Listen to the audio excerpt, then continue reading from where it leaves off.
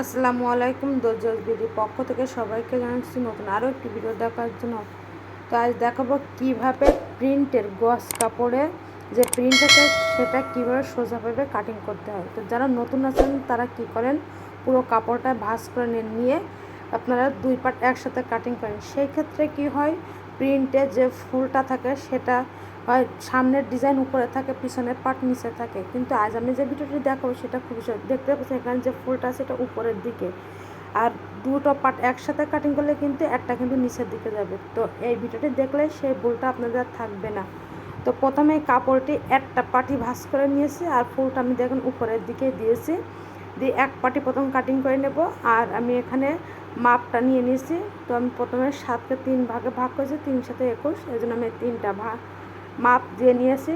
তো এখানে বডির মাপ, পেটের মাপ, কোমরের মাপ, 3টা মাপই কিন্তু আমার হয়ে গেছে। তো এখানে 7 দেখতে পাচ্ছেন, তারপর আমার এখানে 14 এখানে 14 নিচে আমার 21, আর এটা কিন্তু পেটের মাপ 14টা, আর নিচে যে 21টা এটা কিন্তু আমার কোমরের মাপ। সাধারণত কিন্তু 21 দিলে পারফেক্ট হয় আপনার 22 থেকে 43, 40, 45 যে কোনো মাপই দিলে।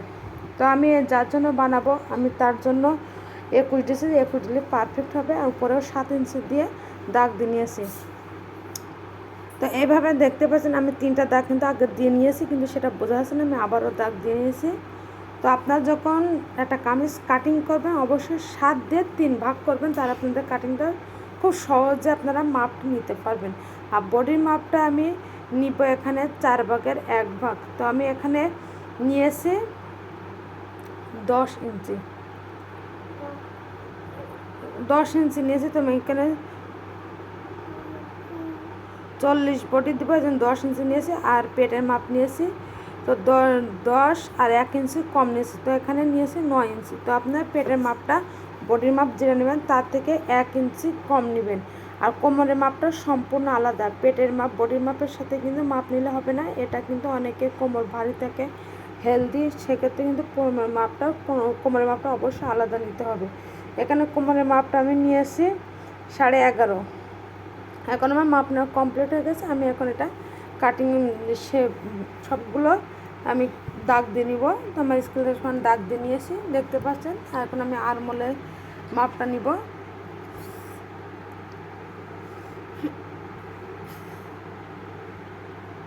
তো এখান থেকে আমি হাফ ইঞ্চি উপরে দিয়েছি, তো হাফ ইঞ্চি নিয়েছি যাতে কাঠটা নিচের দিকে ঝুলে না যায় তার জন্য। আর 7 ইঞ্চি তো আমি ফিতা ভাঁজ করে সমান করে দাগ দিয়ে নিয়েছি। আর এই কোনাকুনি আমি 1.5 ইঞ্চির একটু কম নিয়েছি, অর্থাৎ 1 ইঞ্চি থেকে 2 সুতা বেশি নিয়েছি, দিয়ে রাউন্ড দিয়ে নিয়েছি। এখন এটা রাউন্ড দিয়ে নিব।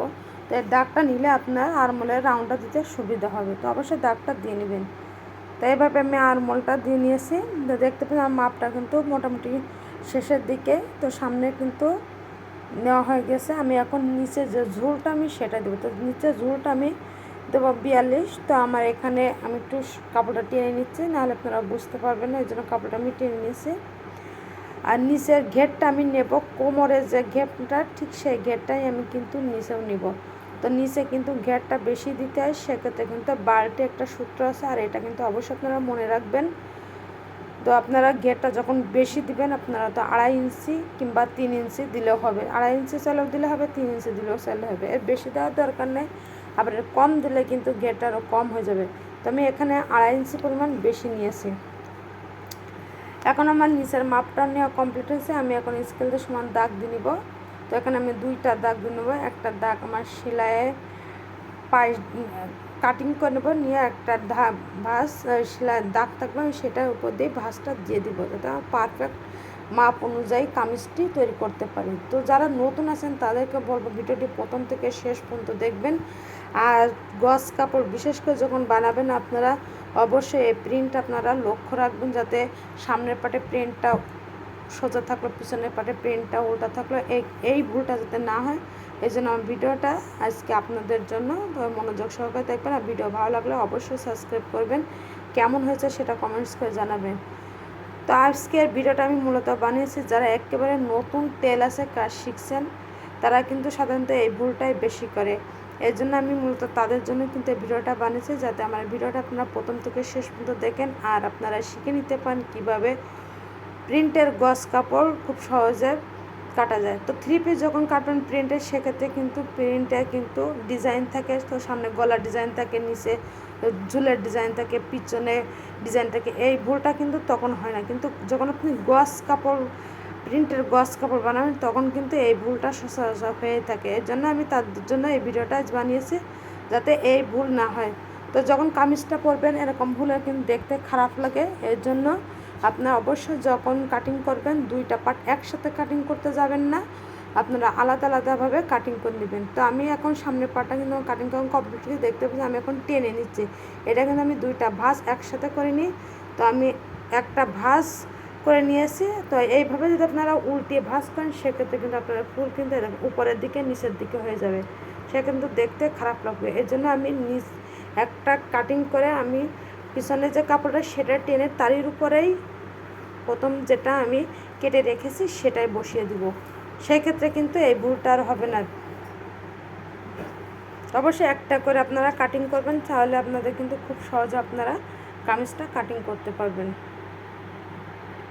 আর দরজা হাউস বিডির যারা সদস্য আছেন তাদেরকে বলবো, আমি কিন্তু খুব সহজ সহজ ভিডিও দিয়ে দিই, যাতে আপনারা খুব মনোযোগ সহকারে দেখতেও পারেন, শিখতেও পারেন, আর এটা বাসাতেও বানিয়ে নিতে পারেন। খুব সহজ ইজিলিভাবে বোঝানোর চেষ্টা করি। আর আলহামদুলিল্লাহ আমি জানি যে আপনারা খুব সহজে বুঝতে পারেন। আর যদি না বুঝতে পারেন আপনারা কমেন্টস করে জানাবেন। আর ভিডিও ভালো লাগলে একটু সাবস্ক্রাইব করে দেবেন, পাশে থাকা বেল আইকনটি বাজিয়ে রাখুন, যাতে পরবর্তী ভিডিও সবার আগে আপনার কাছে পৌঁছে যায়। আর সহজ সহজ ভিডিও পেতে তো অবশ্যই পাশের বেল বাটনটি অন করে রাখবেন। আমি সবসময় সহজ সহজ ভিডিও দিয়ে থাকি। তো দেখতে পাচ্ছেন আমি কিন্তু প্রথমে যেটা আমি কাপড় কেটে রেখেছিলাম আমি সেটা কিন্তু পিছন পাটের উপর বসিয়ে, এখানে কোনো মাপ নেওয়ার প্রয়োজন নাই, জাস্ট সমান করে পেতে তারপর এটা কাটিং করলেই হয়ে যাবে পার ডে। খুব সহজে অল্প সময়ে কিন্তু একটা কামিজ কাটিং করা যায়। আর আপনারা যখন কাটিং করবেন আপনারা অবশ্যই 7 দিয়ে 3টা ভাগ করে নেবেন, তাহলে আপনারা আপনাদের মাপের আর কোনো প্রয়োজন নাই যে আপনারা বডির ওখানে কত নেবেন, পেটে কত নেবেন, কোমরে কত নেবেন। এই ভুলটা আর এটা করার দরকার নেই। এটা কিন্তু 7 দিয়ে ভাগ করলে ইজিলি আপনারা কামিজটি খুব সহজে আপনারা কাটিং করতে পারবেন। তো আমি এখন যেহেতু কামিজ কাটিং করছি, আর কামিজের সামনের পার্ট তাল পাট দিতে হবে, সেক্ষেত্রে আমি পিছনের পার্টটি সরিয়ে রাখবো, রেখে সামনের পার্টে 1/2 ইঞ্চি করে কাটিং করে নেবো। আর এটা শুধু কামিজের বডির অংশ না, কামিজের হাতার অংশ কিন্তু এরকম দিতে হবে। 1/2 ইঞ্চি পরিমাণ কাটিং করে নিতে হবে, না হলে কিন্তু সামনে যখন পরবেন তখন উঁচু হয়ে থাকবে, দেখতে খারাপ লাগবে। অবশ্যই কাটিং করবেন, সেটা ব্লাউজ কামিজ যেটাই বানানো কারণ তাল পাট দিতেই হবে। তো এখানে দেখেন আমি 1/2 ইঞ্চি পরিমাণ, তো দেখতে পাচ্ছেন 1/2 ইঞ্চি পরিমাণ দিয়েছি। তো আমার কাটিং কমপ্লিট হয়ে গিয়েছে। তো এতক্ষণ আমার সাথে থাকার সবাইকে অসংখ্য ধন্যবাদ। সবাই ভালো থাকবেন, আর দেখা হবে নতুন আরও একটি ভিডিও নিয়ে। সে পর্যন্ত আল্লাহ হাফেজ।